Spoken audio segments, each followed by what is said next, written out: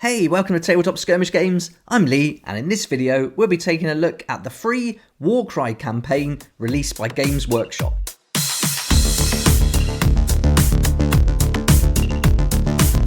I was on the Warhammer community website today, and it's been a while since we've had any Warcry related articles, but today is a good day, and here we go. We get some Warcry action, so let's take a look and see what this is all about. So here we go, here's the article, and this was released on the 24th of February, and it says here, relive the fall of Anvilgard in this free Warcry campaign. So that sounded awesome. So I'm flicking down, and it says here, Warcry Call of the Everchosen, and this is the first in a new series dedicated to the Warcry community. These articles will feature all sorts of free campaigns, challenge battles, allied heroes, and more. But this one today is kicking things off with a foray into the final days of doomed Anvilgard, which you may remember was the locus of one of Marathi's many power moves. And who better to tell us about it than Warcry rules writer Sam Pearson. So this is really great. So it looks like this is going to be a new series, and we're going to get free campaigns, challenge battles, and allied heroes. So that means we're going to get like fighter cards, I guess, and things like that. So that's really exciting. What a cool series to bring out, and especially now we've got all the supplement books for Warcry that came out last December, so this is really great. It opens up all the fighters, and so getting some campaigns and challenge battles and some fighter cards for new miniatures that haven't been included in those books. This is a really great move by Warhammer, so this is awesome. Right, so let's scroll down, we'll have a read through the article, break it down, and we'll take a look at the campaign in detail and work right through it in the video. So let's scroll down, and this is the first image we're getting, and so you can see that they're trying to take Warcry into the cities now, which is really awesome, and this is going to bring a whole new kind of edge to the gameplay and a new style of play, which is going to be really fun. And we're already getting a picture of some docks or a harbour. We've got the ships there. So is this hinting towards some vampire pirates maybe? We'll have to wait and see on that, but we must be getting some releases soon for Warcry miniatures.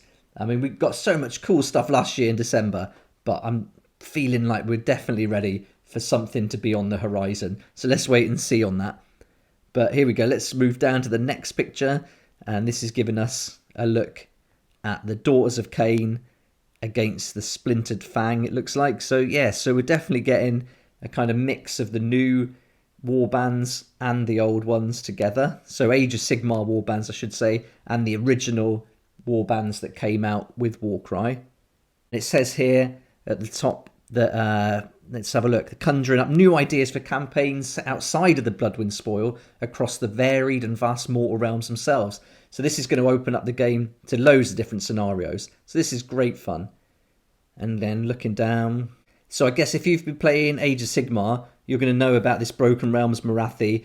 I've got to read up on this for sure. I don't know enough about this, but it says here they thought it would be exciting to put together a Warcry campaign that takes place over the final days in Anvilgard before its fall. And in this campaign, one player takes the role of Kaiser Venbrecht, the staunch Lord variant of the Anvils of the Helden Hammer, who is trying to uncover the plot behind a series of murders across the city. So we're in a city, this is the setting, so that's really good. The other players take the helm of the Black Scale Coil, a criminal organisation that operates in the city's shadows. So this is great, this sounds really fun. I've always thought it'd be good to play the Corvus Cabal with a kind of rooftop setting, and that'd be awesome to build. And I think it wouldn't take much to build that out of even cardboard and paint it up and make a kind of battle board of all rooftops, and then have the Corvus Cabal having a battle on the rooftops. And if you've read the book that came out for the novel that came out for Warcry, in the chapter that's dedicated to the Corvus Cabal, they describe a little kind of skirmish on the rooftops. So it'd be really fun to recreate something like that. But anyway, back to this. So here we go. So we're getting the image of what looks like the starter set there. This looks like a Stormcast Eternal starter set. And I'm sure they'll tell us at the bottom which one it is. So anyway, let's read on. So what makes this campaign cool are the decisions each player has to make in between battles. So really building on the narrative. This is nice. For the player assuming the role of Venbrecht, you'll pick which areas in the city to search first. Will you venture out into the gullies, or perhaps explore the vast undertunnels that lie below? For the Black Scale Coil player, you have to choose how to divide your assets among the different locations and decide which one of them will stage an ambush. So let's keep going. There are some extra tools and options for each player to use too. Venbrecht has his own fighter card and abilities, including one that allows him to interrogate an enemy mid-battle, while the Black Scale Coil player can employ a Scourge Runner Chariot if they wish. Nice.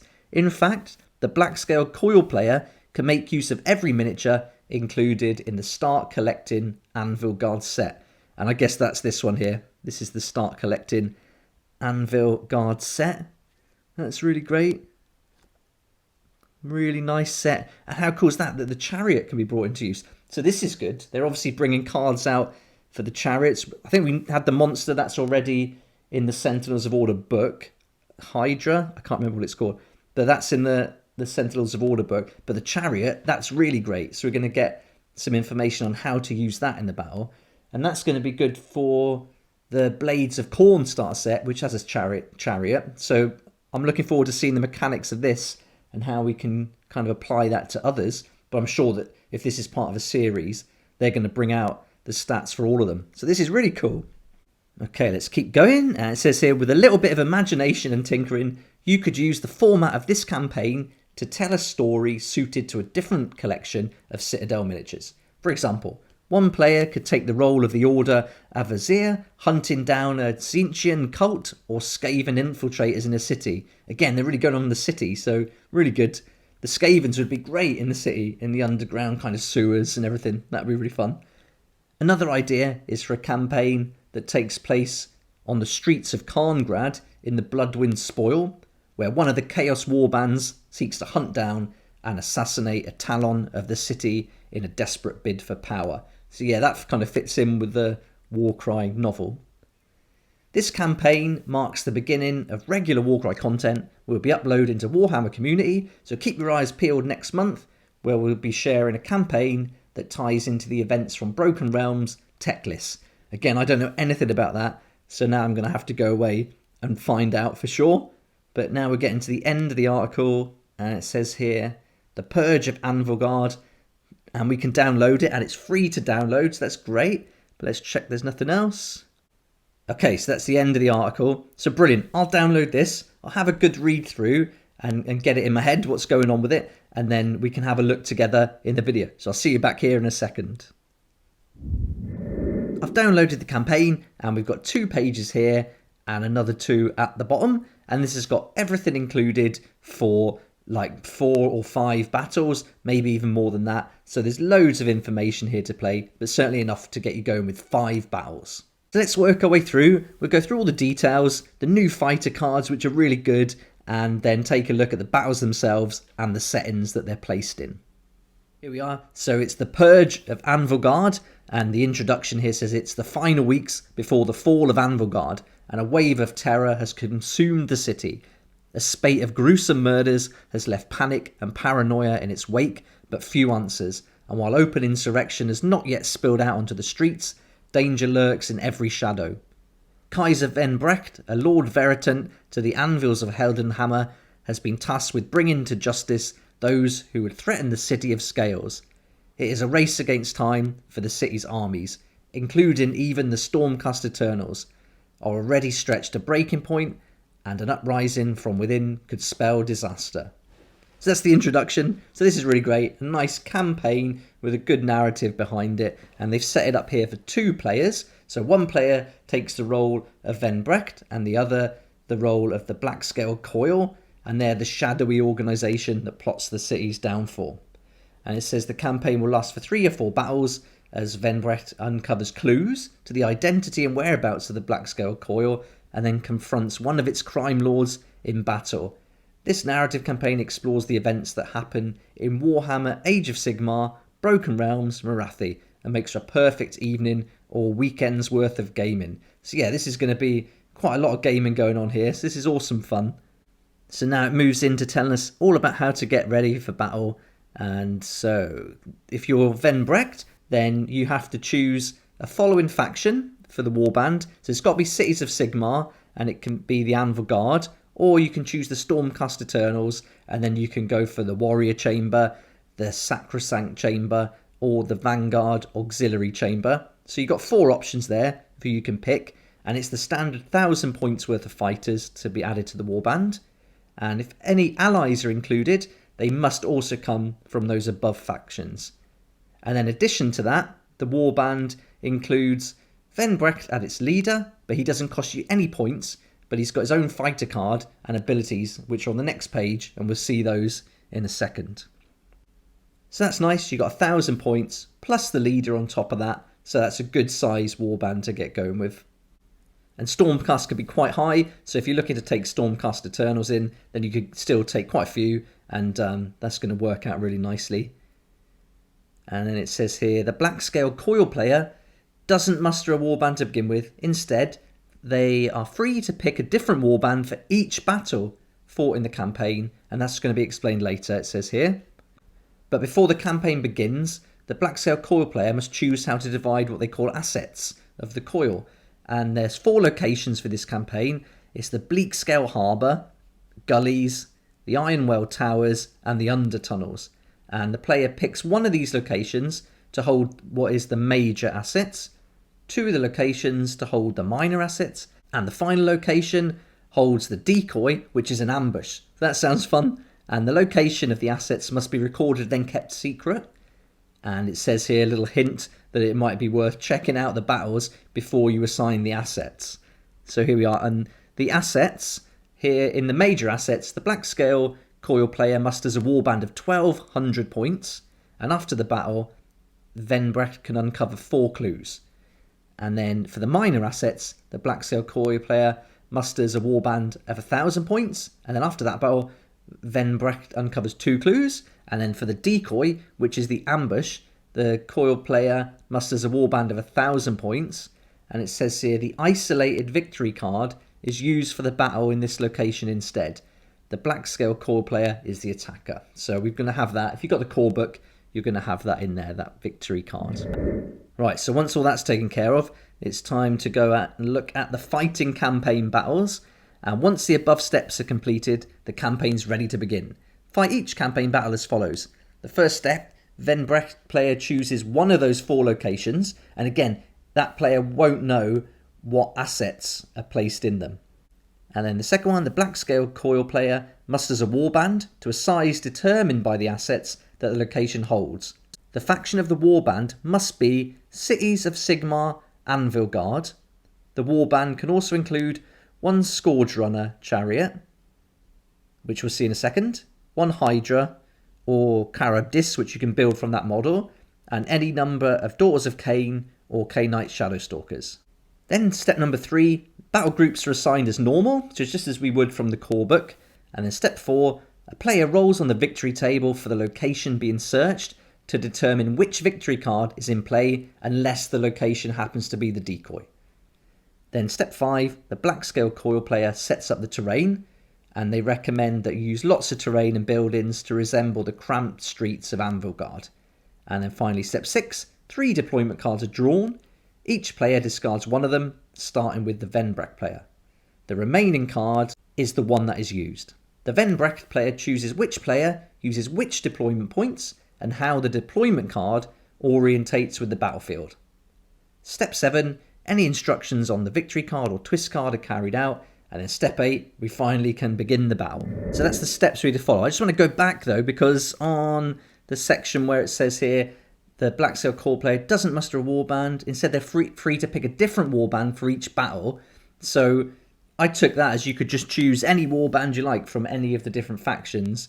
But when we read down in step 2, so it says here in step 2, the faction of the warband must be Cities of Sigmar Anvilgard, but you can add any number of Daughters of Cain or Cainite Shadowstalkers. So you are limited in what you can choose if you go with the outline for the campaign. But again, like they said back in the article, you can kind of change it to whoever you like, really. But I think for the narrative of it, they want you to stick to Anvilgard with the Daughters of Cain and Cainite Shadowstalkers. Right, let's go back to the second page then. Okay, so now we know how to get into battle, and then there's going to be an aftermath sequence. And it says here, there is no aftermath sequence for the black scale coil player. Any fighters taken down are considered slain or imprisoned by Venbrecht. But the Venbrecht player uses a different aftermath sequence that goes as follows. He uncovers a number of clues determined by which assets the location of the battle held. So it's either going to be 4, 2, or none. If Venbrecht Warband earns a victory, then he uncovers an extra D3 clues. He also uncovers 1 clue for each monster, Scourge Runner, Chariot, and ally included in the black scale coil warband that was taken down. Alright, so if the first battle then goes to somewhere where there's 4 clues at the end, because that's the determined by the assets, then he rolls a D3 and gets 3, and then he goes up against the Chariot and a couple of allies. He's soon going to be up to enough points to get to the end of the end battle where he fights the big boss. So you can see it's not going to take that many battles to get there if you roll well and get lucky and choose the right location. So there we go. And then it says, lastly, in the aftermath sequence, roll a dice for each other fighter in the black scale coil warband that was taken down.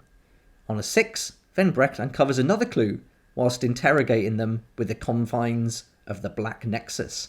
Okay, so you can get more clues. This is great. So yeah, it's not going to take long to get those clues up. So you could find you just play a couple of battles and then go for the big boss battle. Right, so that sums up point number 1 for the aftermath sequence. And number 2, the Venbrecht player makes injury rolls and destiny rolls as normal. So this would be in line with the rules in the main book. Then both players make 1 roll on the lesser artifacts table. In the case of the black scale coil player, they do not need to give the artifact to a fighter until they muster their warband for the next battle. No other steps are taken, including adding and removing fighters for Venbrecht warband. If a fighter in Venbrecht's warband is slain, he must continue with 1 fewer warrior at his disposal. There's no time to muster reinforcement. Oh wow, so this is mad. So as you go through battles, you're going to get fewer and fewer warriors then. Wow, that's crazy. So you could really go down. That's going to be difficult then. So you want to get some early wins in for sure here. Right, now let's go on to the final battle. Once Venbrecht has uncovered all 10 or more clues, he can confront one of the Black Scale Coil's crime lords. On average, it will take 2 or 3 battles to uncover 10 clues. To confront the Black Scale Coil crime lord, the Bring to Justice battle plan is 4. This is the final battle plan of the campaign, and its outcome will determine who is declared the winner of the campaign. If after all 4 locations have been searched, Venbrecht fails to uncover 10 or more clues, the campaign immediately ends and the Black Scale Coil player is the winner. Okay, and then the last bit here is continuing the narrative. Whether or not Venbrecht delivers justice unto the Black Scale Coil's crime lord in the wake of this campaign, he takes his findings to the High Conclave of Anvilgard, just in time for Morathi's arrival in the city. After playing through this Warcry narrative campaign, if you wish to continue Venbrecht's story, you can find 2 battle plans for Warhammer Age of Sigmar in Broken Realms Morathi that follows on from these events. The Undertunnels and the Fall of Anvilgard. Okay, so this is going to tie us into Age of Sigmar. So if you want to go on to bigger battles with more miniatures, then that's the step to do it there. Okay, so this is mad. So is this right with the final battle? With step 4 of the aftermath sequence? No other steps are taken, including adding and removing fighters for Venbrecht warband. If a fighter in Venbrecht warband is slain, he must continue with 1 fewer warrior at his disposal. So that's hard then. That's going to be really difficult. Okay, let's have a look at these anyway. So these are the 2 cards, and these aren't included in the book, so this is really great. So we're getting some new fighter cards and some new abilities, which is always nice. And so here, let's have a look at his stats. Venbrecht has got a movement of 4, toughness 5, can take 32 wounds. He's got a ranged weapon of 1, can make 3 attacks, strength 4, dealing 2 to 5 on a crit. And there's no point value for him. He's on top of that 1,000 points. So that's great. And it says here, so double is his first ability, Scour for Corruption. Pick 1 enemy fighter within 1 inch of this fighter and roll a dice. To the score of that roll, add the value of the ability and add the number of damage points allocated to that enemy fighter. If the total exceeds the wounds characteristic of that enemy fighter, Venbrecht immediately uncovers 1 extra clue. The same enemy fighter cannot be targeted by this ability more than once per battle. Right, that's a seriously long ability and lots to work through there. But basically you can get that point value higher, then you can uncover 1 extra clues. This is great. So you can get the clues really quick. If you get some luck in choosing the location, you get some rolls at the end really well. You take out some monsters and allies and the Scourge Runner, and then you do some interrogating as you go through the battle. You could do quite well. So there we go. That's the first, and a good narrative-driven ability. The next one is a triple called Lantern of Abjuration. Until the end of the battle round, subtract 1 from the value of abilities to a minimum of 1 used by enemy fighters while they are within 9 inches of this fighter. Now, so that's a bit different to what we've seen before. You can reduce the value of abilities to a minimum of 1 used by enemy fighters while they are within 9 inches of this fighter and subtract 1. So you can subtract 1 from it. So that's going to reduce a little bit of impact from some of the abilities coming at them. But now let's take a look at this Scourge Runner Chariot. And this is 240 points, nice movement of 10, and it's got a toughness of 3, so it's not very tough, but it can take 35 wounds, which is really high. And it's got 2 weapons. So the first one is the range weapon, but a minimum of 3, maximum of 15 inches, 2 attacks, strength 5, dealing 2 to 5 on a crit. That's pretty powerful for a range weapon. And then we've got another one, which is a range of 3. And this is 3 attacks, strength 3, 1 to 3 on a crit. So that one's not very great. That range weapon's really good though. And with that movement, this is going to do some damage. But wait till you check out this ability. This is really good. For a triple, it's called Plow Through. Until the end of this fighter's activation, the next time this fighter makes a move action, it can move through fighters, but it cannot end its move on any fighters. At the end of that move action, allocate 2d6 damage points to each fighter it moved through. So how good is that? What a great ability. And this is going to be so fun to play. So as long as you move through them but don't end on any fighters, you can allocate 2d6 damage to each fighter. So that's going to be really destructive. And I think this is going to make the other player look to use that cover. Certainly with dense cover in a city environment, there's going to be lots of places to hide.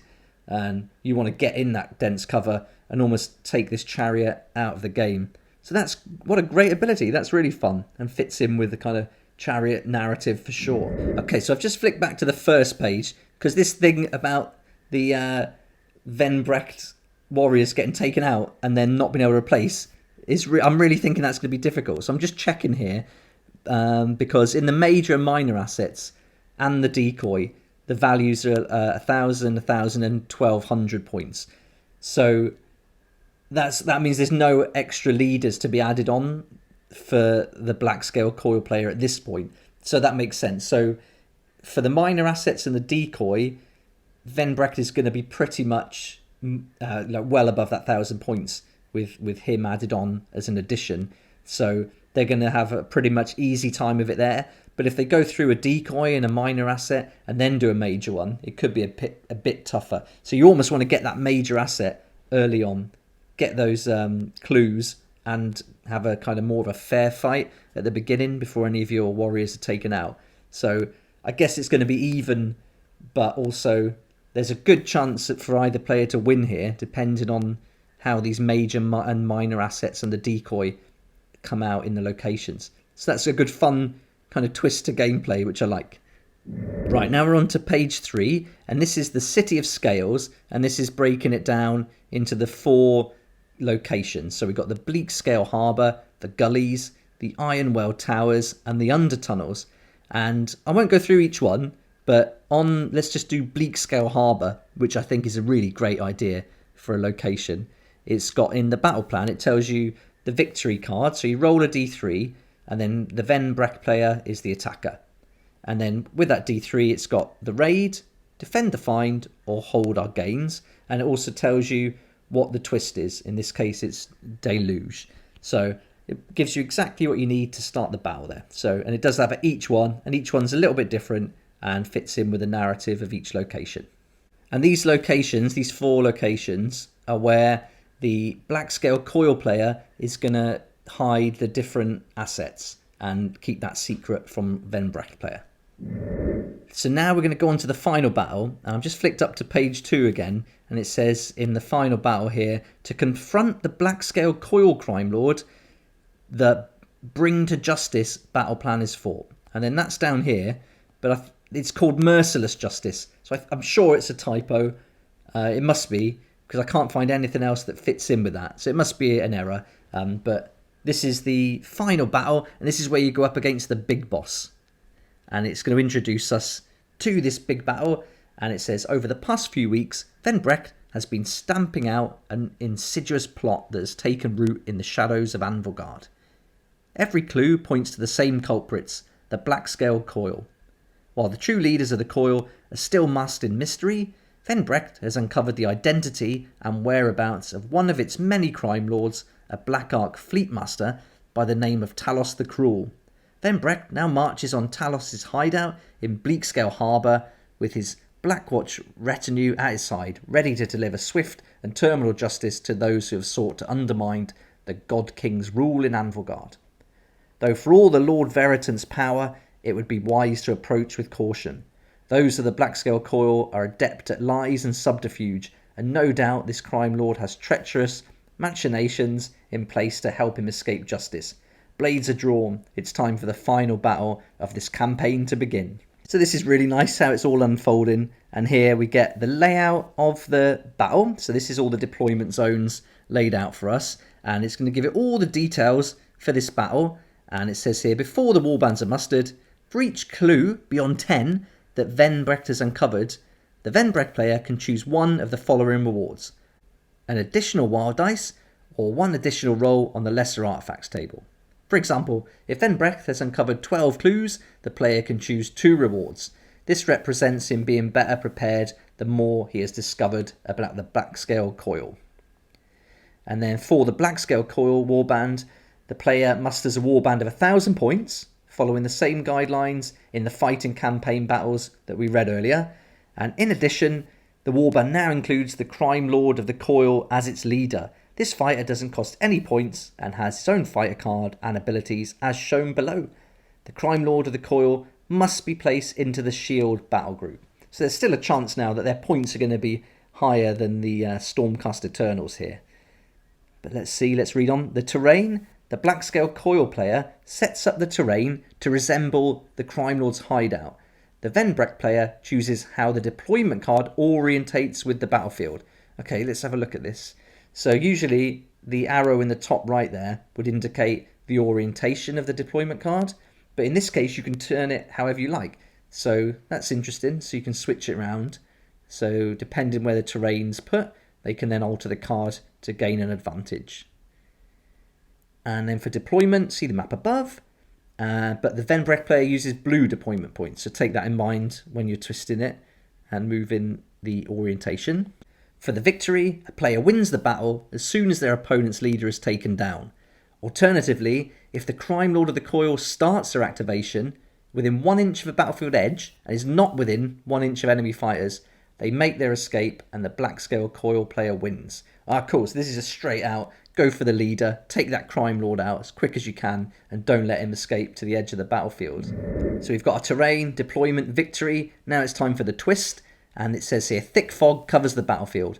No ability or attack action can be used to target an enemy fighter more than 4 inches away this battle. At the start of the second and each subsequent battle round, a player rolls a dice.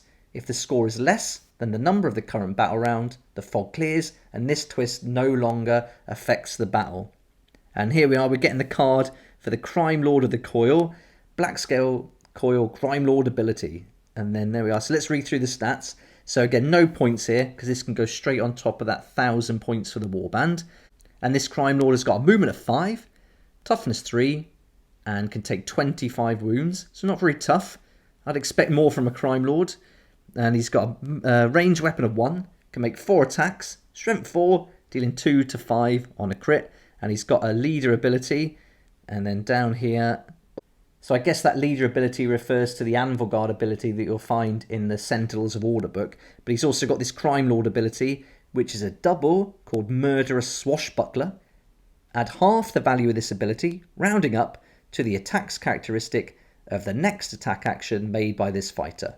Okay, so if you get like a 6 or 5, you can add 3 to the attack characteristic, and then that's going to give you 7 attack dice to roll, which is nice. Strength 4, dealing 2 to 5 on a crit. That's really good. So he can be quite powerful. So you definitely need some big guys to go up against him and take him out and not let him get near the edge of that battlefield for sure.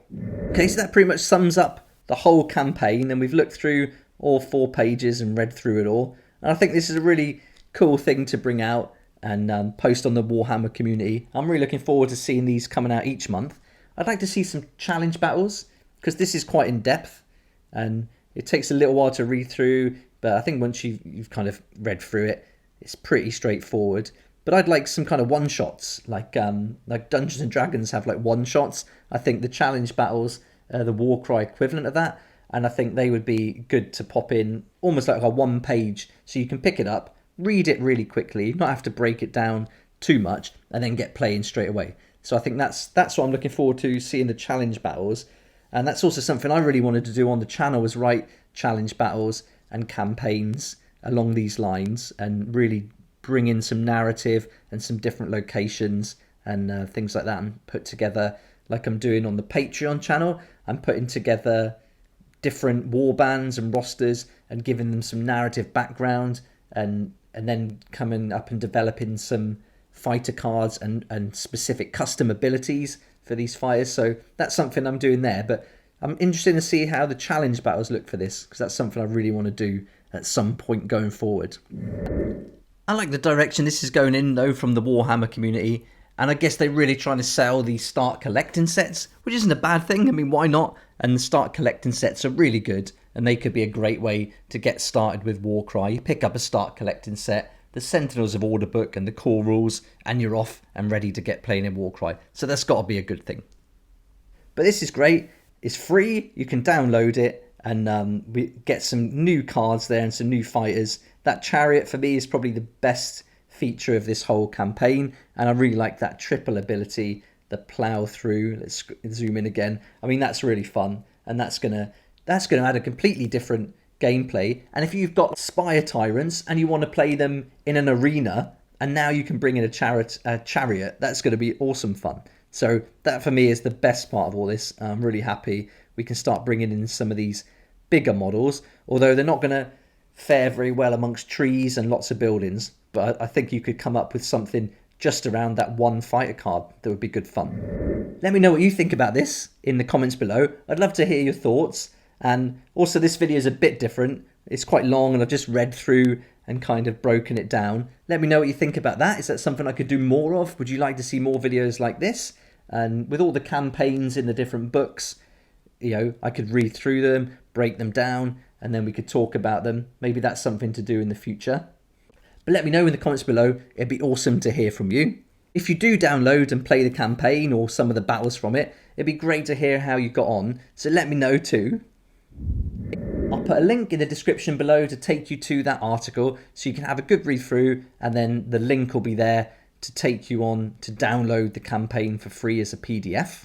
Thanks so much for watching. Please like if you like it, subscribe for more videos like this, and don't forget to hit the notification bell to join me next time on Tabletop Skirmish Games.